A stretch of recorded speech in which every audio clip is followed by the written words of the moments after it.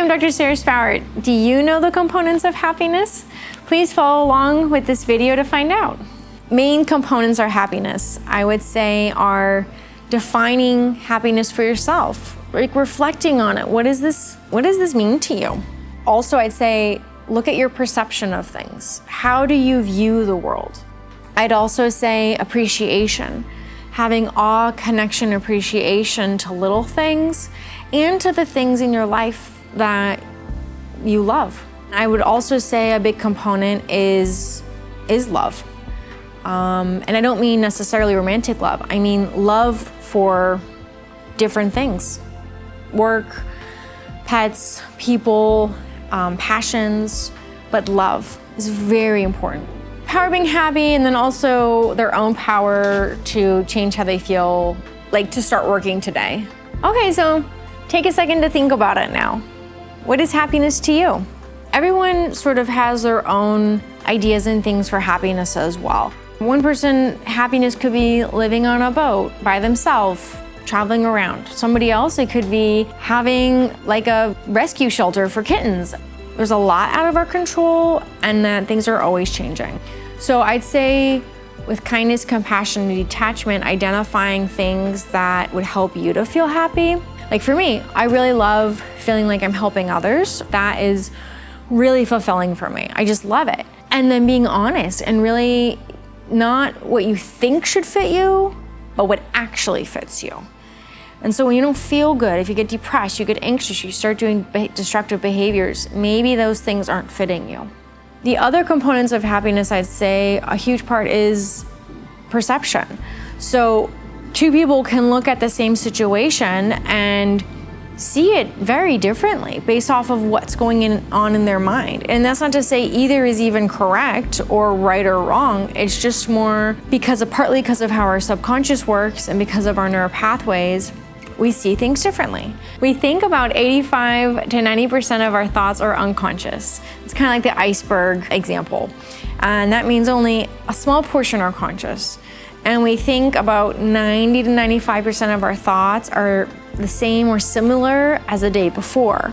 First thing, become aware of your perception of things. Become aware of how your perception may not be the only one. It may not even be correct. It's more about understanding, okay, what is my perception? What is going on here? Which means taking a certain level of detachment so that you can even figure that out. I've seen mindfulness really help with this. I'd say also compassion, having compassion for others, which I see as kindness, love, and understanding for other people's pain and their behavior that you're like, what are you doing? So instead of taking things personally, we can take a step back and detach and look at, okay, what are my patterns? What are like the themes that keep going on in my life? We look for a happiness a lot of times in other people. Like, okay, I want to feel happy. I want to feel loved. So I need to be loved by other people. I need to get this from the outside. But when you love yourself, when you turn that energy to yourself, how do I love myself? How do I do that? One way is appreciation. You can try to appreciate things about yourself. Being kind to yourself, loving yourself is not selfish. It's actually one of the nicest things you can do for everyone around you, because it doesn't mean that you're trying to take and take and take. And one of the things I come across more and more with therapy is definitely there's a rise in narcissism. And people get confused, what does that mean? One way of understanding some of the stuff I'm seeing is people feeling they need to use other people for their own gain, and there's a lack inside of themselves and they need to get that validation and love from outside of themselves. So focusing on having more love and connection is a really good way to increase your happiness. Another component of happiness is love. And what I mean by love is not necessarily like the romantic love in movies. It can be that, but love for something. So love for a type of exercise, love for animals, love for the work you're doing, a passion, a connection. It's about connecting with something bigger than you. And when you feel those feelings of love, it's really helps to boost you up. It makes you a much happier, kinder person. So I would say finding things that you can express love that you have outward. But we have to kind of identify in our life where we're going wrong with that.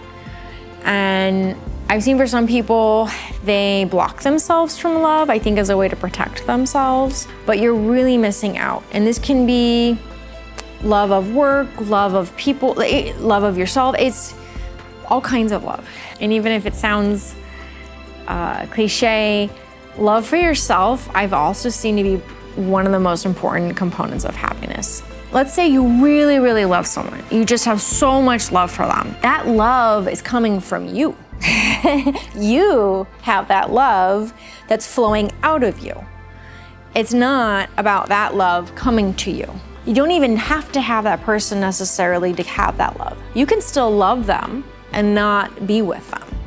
Something I found is people that tend to be more loving, they tend to find more people that they love. Why is that? It's because it's love inside of them. I look at a cloud, or I look at the stars, I look at a bird, and I just feel such appreciation and love. That love is coming from me. It's not coming from the bird or the stars or the cloud. You are that source of love. So another component I wanted to mention is that happiness is very powerful.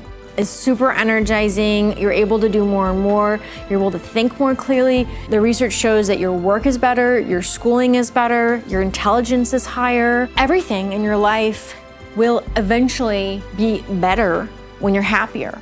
Because stuff will just start to change in your life because it won't fit anymore. You'll get new opportunities, you'll meet different people. Things just flow easier. But it's a tough thing to do because it means working on yourself first and taking responsibility and ownership for what is going on with you. It means not being a victim of your unhappiness. And I say this with kindness and love and compassion because I know there's so many people that are suffering out there, and their suffering is really real. And so I say this because I want people to feel better. And so instead of looking to the outside, why not just skip that step and start right now? Work from there.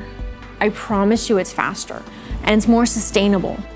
The other reason it's powerful is because you're taking your power back. Instead of saying your power is dependent on these outside things, you're saying, no, I have more power than that. I am controlling this. I'm gonna start right now. I'm not gonna be a victim of these outside things.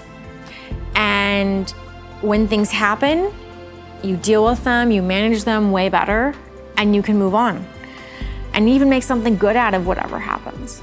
So it's turning anything that happens into something positive. And that is very powerful practice. If you like this video and you like learning about the components, please follow me for the next video where I talk about applying these components more specifically into your everyday life. I look forward to seeing you guys later, and if you want to connect with me, you can check out www.drsaraspowart.com.